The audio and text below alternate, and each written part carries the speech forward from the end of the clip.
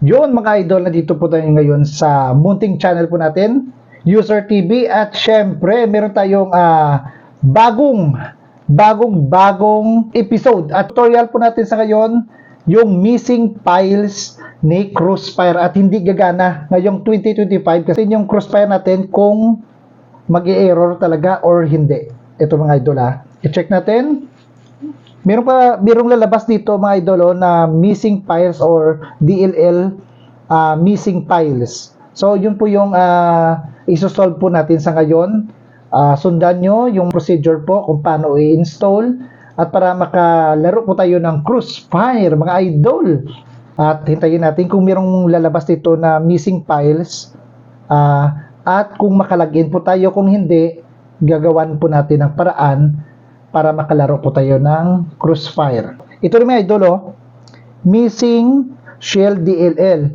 Lahat ng computer sa ngayon na 2025 kasi last week nag-patch si Crossfire at hindi nagra-run yung application po natin na Crossfire. Parang error, parang naluma na or hindi na or nag-close na ang Crossfire. So hindi. Meron tayong gagawin na files na ida-download lang.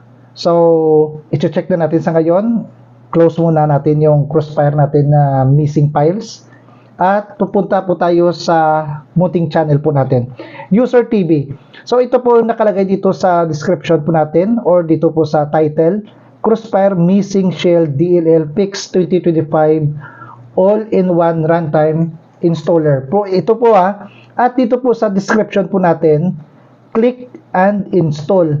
Nakita nyo kulay blue? I-click po natin yan at papasok yan sa website ng all-in-one runtimes at safe na safe po yan. So i-click natin para mas mabilis at makalaro po tayo.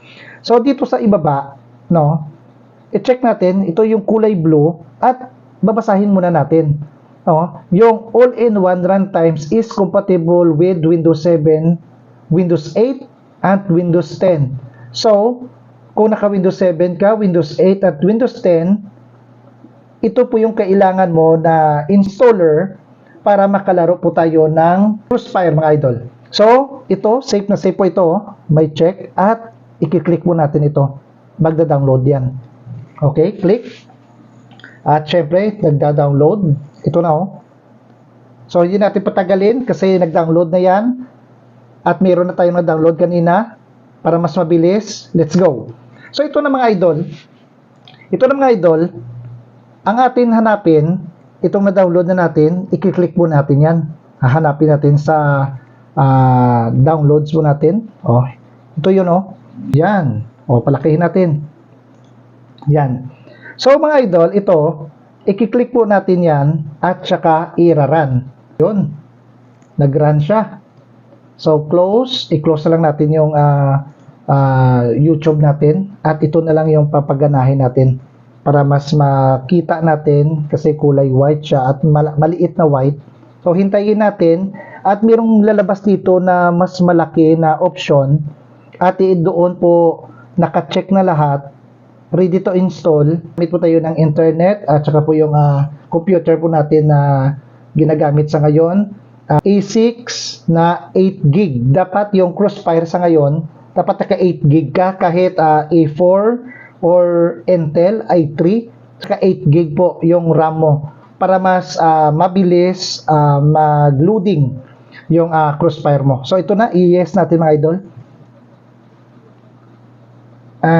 Hintay ko na. Ito kita mo yung mga may check. So mag-i-install po yan sa loob ng 23 seconds pero para mas mabilis i-install na lang natin.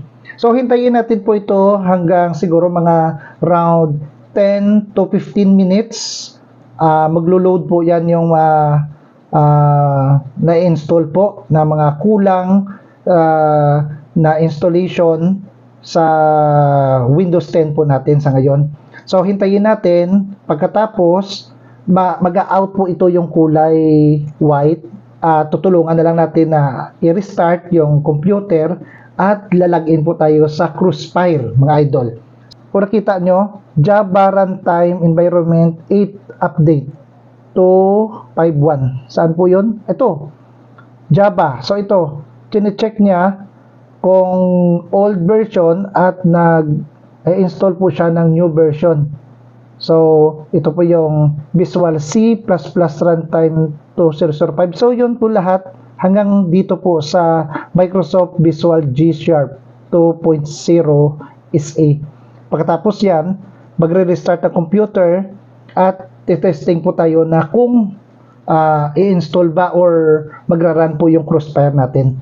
At syempre mga idol, tingnan nyo parang ganito, mayroong nag-i-install at saka po parang naghahang po yan na parang hindi gumagalaw pero nag-i-install po yan mga idol. So hintayin po natin na matapos lahat ito at saka mawala po itong color white, no? So ibig sabihin na install na po niya lahat. Ang gagawin natin, i-restart na natin ang computer at saka maglalagin po tayo sa Crossfire kung computer. So lahat-lahat, yun. So nawala na. So ang gagawin natin para maka-install po at magra-run po yung in-install po natin, i-restart natin yung computer. Idol, restart. Yun. Tingnan nyo yung idol, tingnan mo. So pumasok yung Crossfire. Yun, pumasok. Hintayin natin kung lalagin at maglalagin po tayo at maglaro po tayo ng Crossfire. Hintayin natin. Yun! Nag-block at saka mayroong lalabas dyan na Crossfire. Yun na yun. Grabe. Sulit. Yung tutorial po natin, yung paraan po natin, sulit. Yun. So, hintayin natin. Yun! Nag-sounds. So, hintayin natin. Login.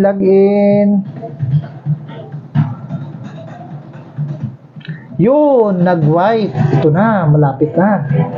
Yun nag-loading. At yun!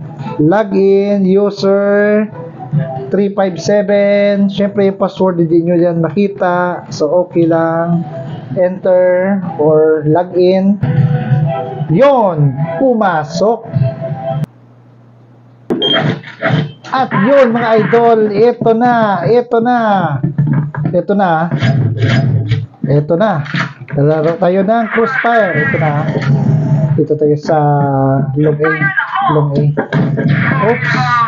Smoke na red. Patay ka. Isa pa lang. Patay ako. Wala na. Wala na. So maraming salamat mga idol. Please like, comment, and share mga idol. Syempre, maraming salamat. Yun!